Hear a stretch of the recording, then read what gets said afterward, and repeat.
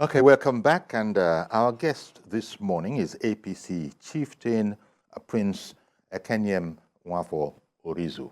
And we're discussing the, subject matter of the Senate presidency and the quest of the Southeast poet. Prince Nwafo Orizu is saying that he cannot understand why, the Southeast, why there's this much of a fuss about it. He feels that it is well deserved.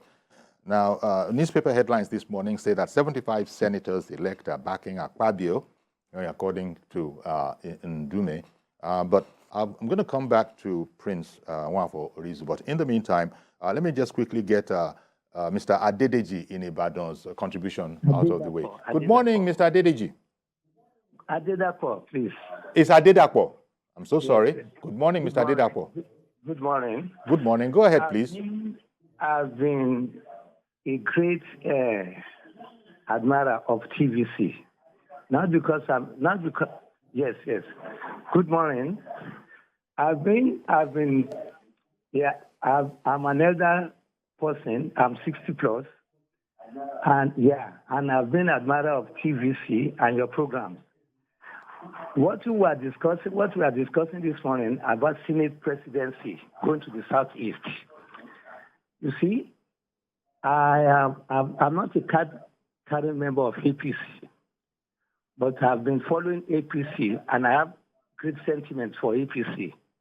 If APC is going to do it too well, you see, if you allow the Southeast to have Senate presidency, it is a way of telling even those who don't believe in APC that, okay, though not much votes come out from Southeast, but because the president believes in one Nigeria, and he has always been preaching it from the beginning, that we never sidetrack any other region.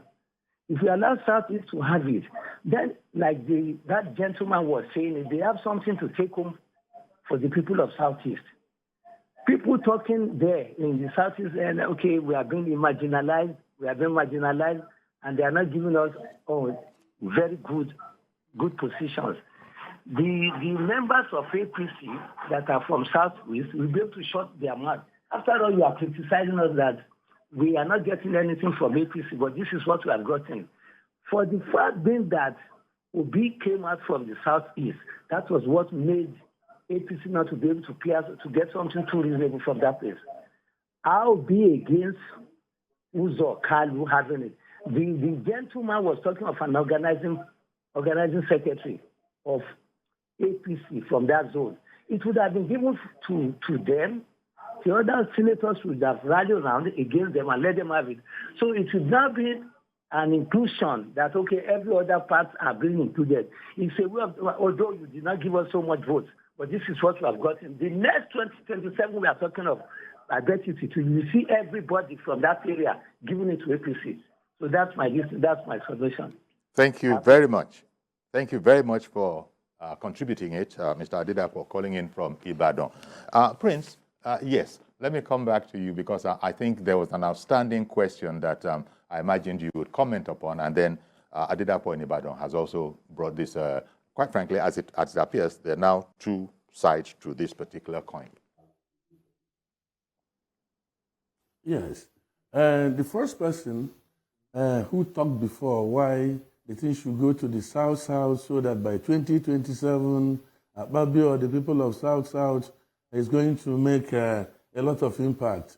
That's a very shallow argument. It doesn't even get to anywhere. Because what the man is trying to say is that because supposedly the Southeast did not perform as expected, they should be yanked off. They should be forgotten. Simply because we did not. Let me draw you to something. If you remember too, that the South is not the most contributive voting we had in this election. The Northwest had more votes. The North Central have more votes. So in line with what he's saying, why waste the seat to South?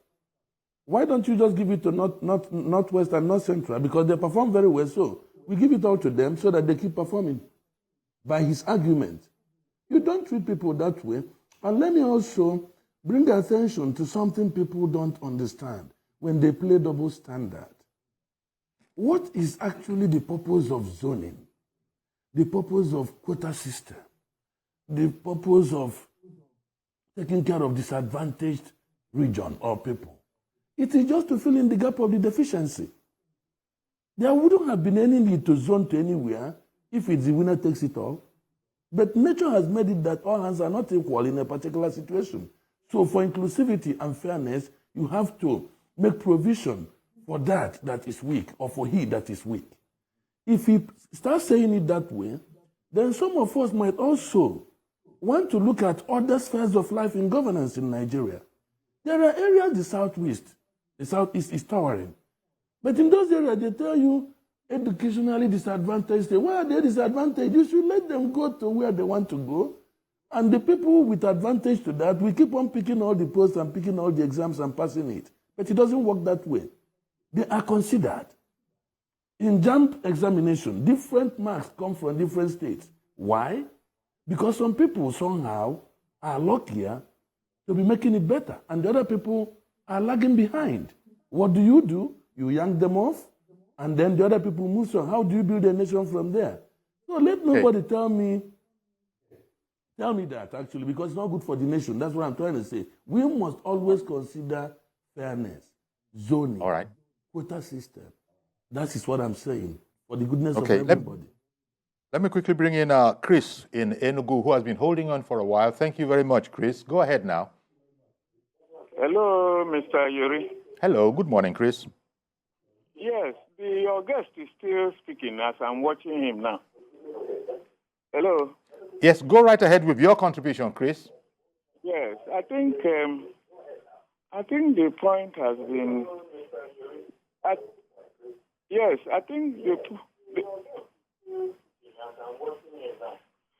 think the point has been well made. Yes, the point has been well made by your. The point has been well made by your guest.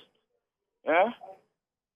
That in the environment of ethnic sentiment in Nigerian politics,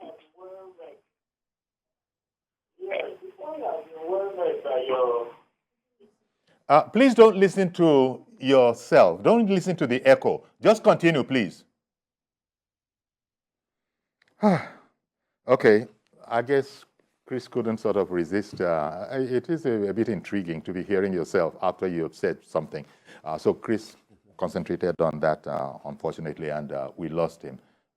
But, you know, as you were saying, Prince, you were explaining that different sort of structures are put in place for, in order to help balance the field.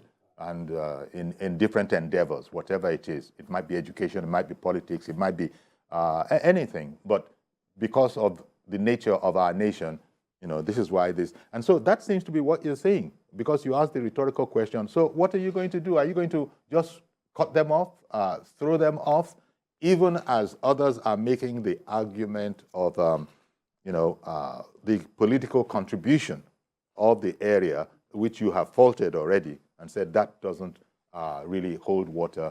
Again, I believe in your expression, if fairness is going to apply here.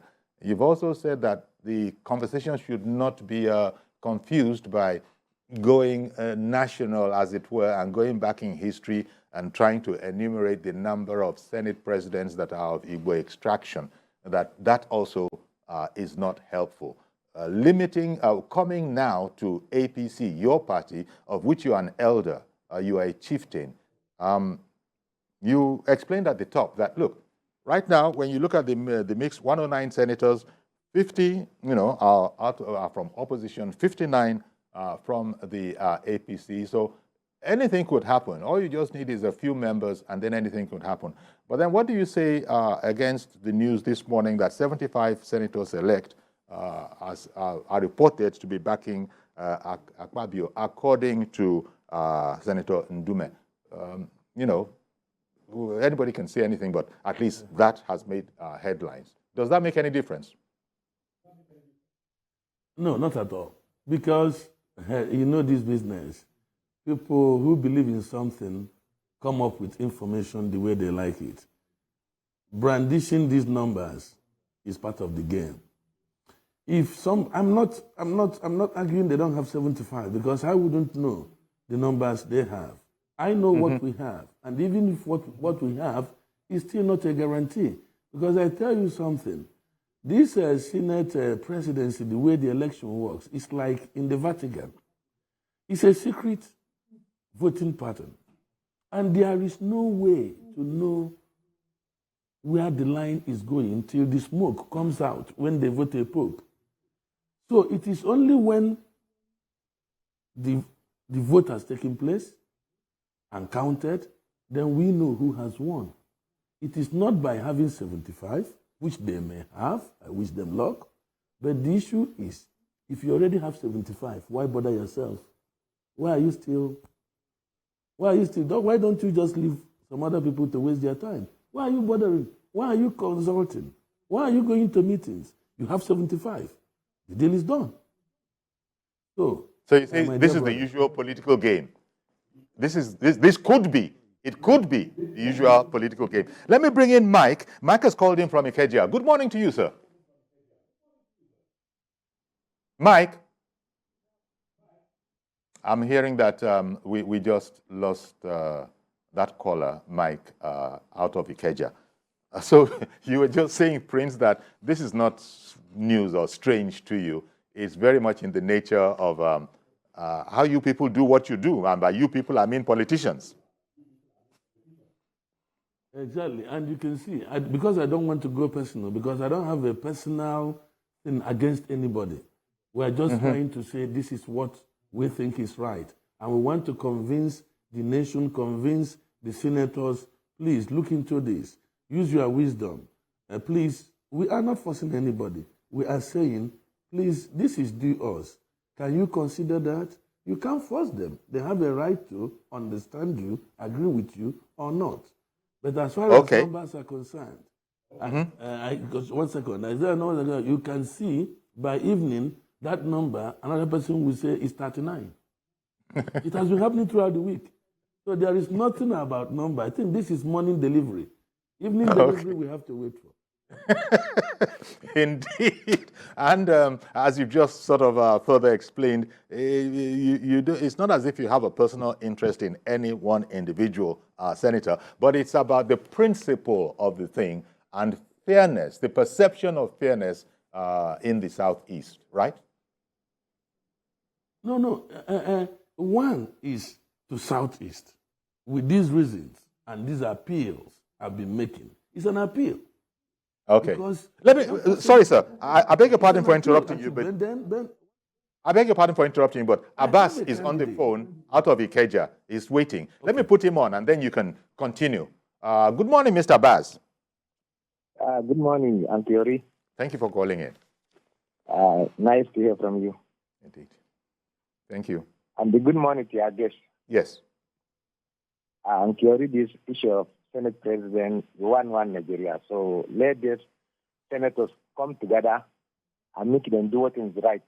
Watching them bring all Nigeria together, everybody feel like Nigeria. No, so somebody say I come from this and then marginalized. So we don't want that. So if we look the world, all world in general, we have problem, but let's solve our own here. So I beg, thank you very much, and I appreciate your program. Okay. Well, thank you very much. You. And the another thing, I want you, another hear from one of our callers, when the guy name says. Okay. You're still expecting some of the usual suspects to call in. They well might. But Mr. Abbas, what are you saying exactly? Oh, he's gone. Well, it seemed to me that he just wanted Nigeria to be fair and to be peaceful. And I didn't quite understand him, but it's like, let there be no strife. If people are asking for something and it seems reasonable, let it be. That seems to be as much as he was going to contribute. But I had to interrupt you, sir, and I'm sorry. So if you'd like to, you could please continue that train of thought you were on when I interrupted you to go to that caller. The perception of fairness. Okay. Please go on, sir, if you will. Is that me? Yes, you. We've lost that caller. I mean, Okay. no, we finished with that caller. That is for you, fine. Prince. Yes. Okay. Okay. Fine. And you were saying whether I have a particular person in mind. Yes, I was driving the case for Southeast. But in Southeast, actually, it's made up of people. And some senators were elected, and they are qualified. But like in animal farms, some are more qualified than the other. I am for Osita Izunaso. And when I talked before, I told you why. Mm-hmm. And I told you one of the major reasons, in fact, I can categorize them. Let us take integrity. Forget all this. We are talking of Nigeria here. We are talking of integrity. Nobody outside this country knows whether you are this person, Oibo or Yoruba or Efik or so. They are looking at the integrity of the person leading the legislature. And if you look at that, compare him. There are people who are having cases hanging on their neck. It doesn't mean they are at fault or that they committed any crime or they've been convicted. But you and me know very much well, if you have a case going on in any endeavor in the world, be it application for job, be it application for visa, they will always ask you, have you been convicted before? Are you under trial? Have you entered before and they rejected you? Why are they asking all these questions? It shapes their mind. You can't compare yourself with somebody who is unblemished. So all right, then. And I've been in public service enough to have been tempted to get involved. Up to now, nothing. So on integrity, one. If you look at it also from contribution to the party, none of these people had worked for the party. The party is the platform on which all these people are standing when they joined. So, like I said before, if the president-elect then was saying, or before then, when he was even a candidate, was saying, Emilonko, it's my turn. What he was saying is, by my contribution, I deserve it now. To APC, okay. not to Nigeria. Let me not use Adekunle. Adekunle has called in from Ibadan. I'm so sorry. Adekunle in Ibadan, good morning to you. Please go ahead. Thank you for holding on. Yeah, good morning, Uncle Yori. Yes, good morning, sir. Quickly, please. It's Adekunle from Abeokuta, not Ibadan, please. So sorry. Today is one of those days. Thank you. So Adekunle in Abeokuta. Yes, my greetings to your guest in the studio. Thank you. I think what we are having here is, in my own opinion, is about trust. Hello? About trust. Yeah, it's about trust. Okay. The Southeasterners cannot continue to remain in opposition, and they want, their own share from government. They cannot continue to be in opposition. At least this is a way going forward. In subsequent elections, let them try and be with the winning team. If you look at the politics of the South since 1999, they have always been in opposition. Igbo people are good people. I've worked with them, I've mixed with them, but when it comes to politics, they always want to stand out. I think that is one factor that is, playing against them.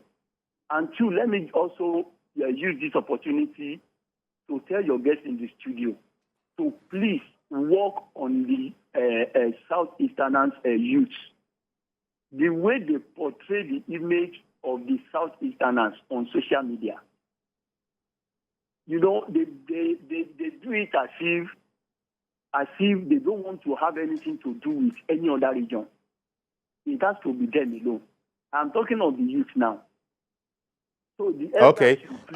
You know what? Thank you very much. That's as much as we can take from there. Maybe Prince Nwafo Orizu will like to comment on your contribution. Yes. Okay, thank you. Sorry, before I get into that, I want to conclude the other one because Please, sir. it's very essential to me. Be very brief. We have about a minute left.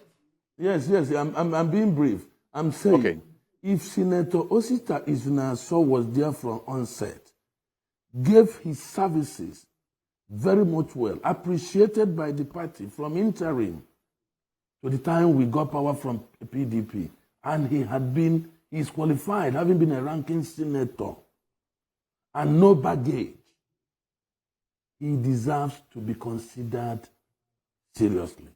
It's okay, an appeal. all right. Coming back to what the gentleman from Abeokuta said, I think he was just making an advice, which I wouldn't want to over-argue, but I keep on saying the same thing. They said the people from Southeast plays this type of politics. My take, generally, about it is the people from Southeast are playing normal politics. There is nothing they are doing that is different from what other regions are doing. The difference is this. When your thoughts and ideas get successful, then it looks like you visited God. There was nothing wrong we have done. In 1999, we voted Obasanjo. We voted Yaradua. We voted Jonathan en masse. We voted Atiku, even if he did not win then. So if people felt that their son came and they should vote for him, believe you me, I think it's human nature. There is nothing wrong about it. The issue is, what did Obasanjo do when the Yorubas, the Southwest, did not vote for him? What he did was to call them back, offer them juicy situations, convince them why they should join the national politics, and they did. What if Obasanjo had a mindset of excluding them? Do you think that the smartness of the Southwest people will lead them to anywhere? He got them on board. Get us on board. How am I going to go to Southeast and keep convincing these youths he's talking about that I'm an APC and they should listen to me? Listen to me for what? What would they ask me? You know, I thank you very much. Prince, thank you very, very much. We've completely run out of time, but I must thank you, Prince, for making time available out of your schedule for us this morning.